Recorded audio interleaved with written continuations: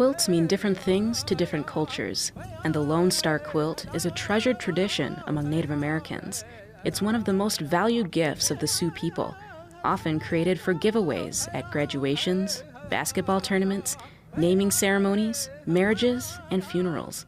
The majority of Lakota star quilts are dominated by a single star.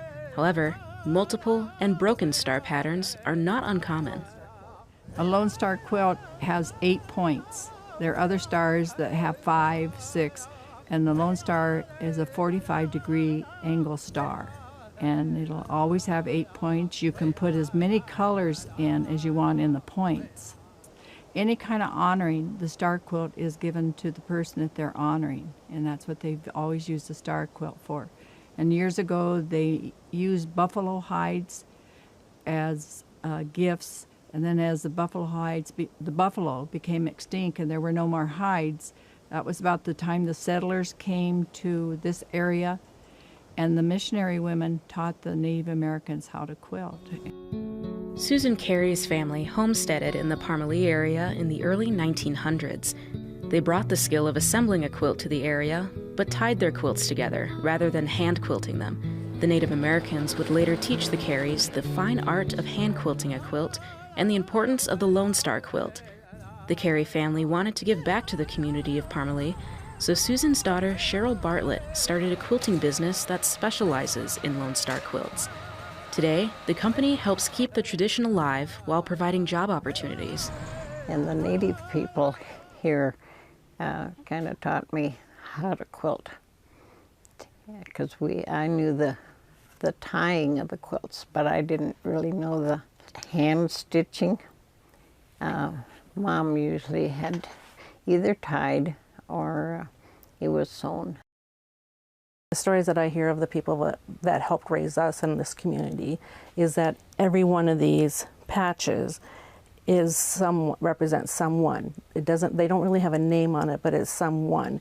So if the blanket's there, you are kept and you're taken care of and you're secure and you're in that manner if you have these blankets, because all those people are taking care of you. So I think that those traditions have continued on.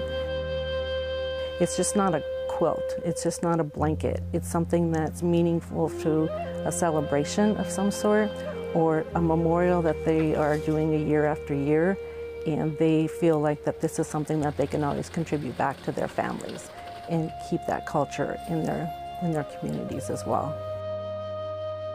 I helped ladies quilt sometimes if they were going to have a giveaway and needed somebody to come and help sew. I was fascinated by it because they started doing different designs. Like they would make an eagle instead of a star, but it was the diamonds that were sewn together. Whenever a woman has a grandchild, she makes a quilt for that grandchild. When a boy plays basketball, they honor him with a basketball star quilt. When they get married, they give them a star quilt, and the services of funeral. It's very important for these women to make the quilts to honor their families. The living tradition of the star quilt continues to grow and evolve. The people, the Native American people and the settlers and whoever else that has been out there, I think that they have set a lot of good boundaries and a lot of good teachings on how to make the quilts and the meanings of the quilts.